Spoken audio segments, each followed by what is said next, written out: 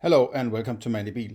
I was just roaming through Twitter this morning and I came across an illustration which is the one shown here in this presentation, sort of a drawing of twigs and what's it called, trunks of that looks like trees or a tree. But the point is the circumference or the silhouette creates a shape that is, I'm not going to tell you what that shape is, but if you, when looking at this, arrive at a certain shape that reminds you of a certain object, then the point is, did that shape arrive through your senses without you using your qualia in any way? If qualia is an illusion, I should have been able to go through Twitter with my eyes closed, right? And I should have been able to, according to Frankish, I should have been able to identify that shape, which is not a qualia in my opinion, right? Because what color does a shape have, right? What sound does a shape have? What taste does a shape have? It has none of these, right? So it can't be a qualia. But still, somehow I am recognizing a specific shape. So if I have to use my qualia in order to go through Twitter, in order to come across this picture, and I need to look at it, so to say, in order to identify that shape, I need my qualia in order to get to any understanding of what is going on, right?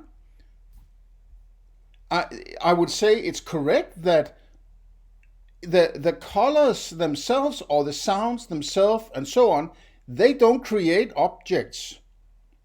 They are not the objects, they are not the reality, so to say, right? But the mind does this trick where it identifies certain shapes sometimes, right? And there must be some kind of reason why that's going on, right? Because it's functional. And this is sort of an example where an object that seems to have no connection with that shape you are identifying, what I'm going at, that is, they are disconnected, right? By chance or something, whatever, how you want to put it, you identify that shape, but it has nothing to do with that object or those sub-objects like twigs or trees or brown colors or whatever. But for some reason your mind identified this object, at least, right? You could see the shape is a part of an object. It's an objectification of the qualia, right? But the point is, as I said, without the qualia, no objectification, right? You need the qualia to be there in order for you to objectify things, right? And this example also points out, just like when you're looking at my children when they were young, right? They could look at the skies and look at the clouds and say, okay, that cloud looks like, elephant, whatever, right? But surely it's not likely that cloud is an actual elephant, though it is a reminiscence of the shape of elephant, right? So if there is no elephant there, why the hell would if it was the outside from where this elephant shape arrived, why would there be an elephant shape if the rest of that so-called elephant wasn't there? I'm looking at that shape there, right? So to say, well, I will say it appears in your mind only, right? But if the shape of that object that I'm having a shape of when I look at it, right, isn't out there, or if it is out there, why is the rest of that shape not present also? So all of this points in a direction that what is going on is everything you are experiencing is purely going on in your mind, right? Your qualia, and your objectifications, and your rationalizations, and your reasonings, and your your deductive logic, and all these things, they are all things that are going on in your mind, right?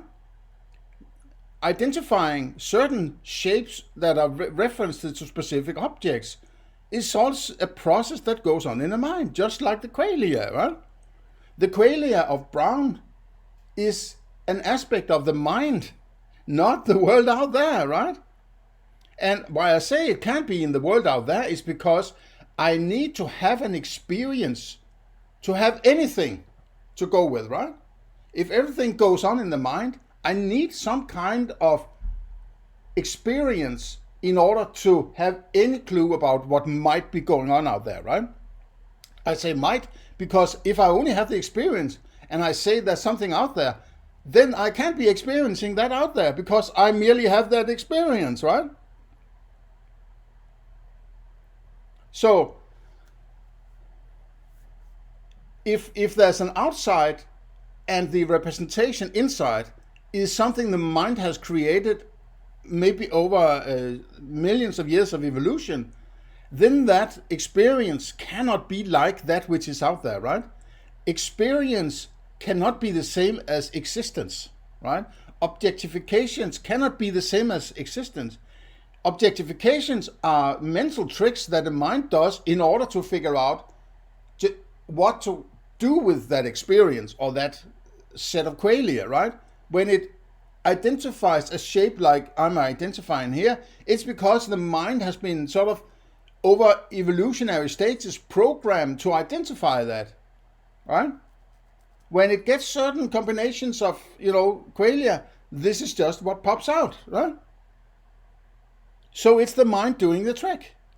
And if the mind is doing the trick of checking out qualia, the qualia must also be in the mind. Otherwise, it couldn't extract any kind of shape from that qualia, right? So the qualia must also be in the mind.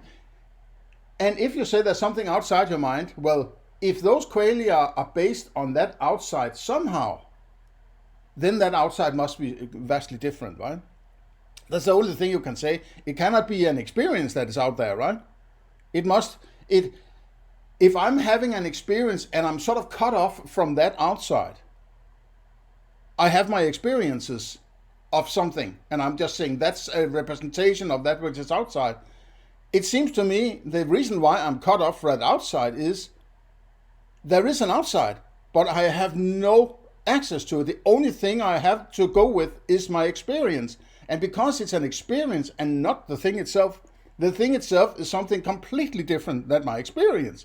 My experience has just been sort of honed over millions of years in order to get around in that which I do not have access to, right?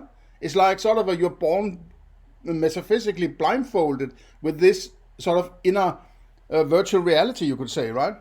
I'm careful not to use that term virtual reality because that indicates that you would know what that reality is when you have a virtual reality, right? The point is you do not have access to the thing itself, just like Immanuel Kant would say, right? Okay, this is sort of a part 7a, so let me just stop here and say see you later in part number 8.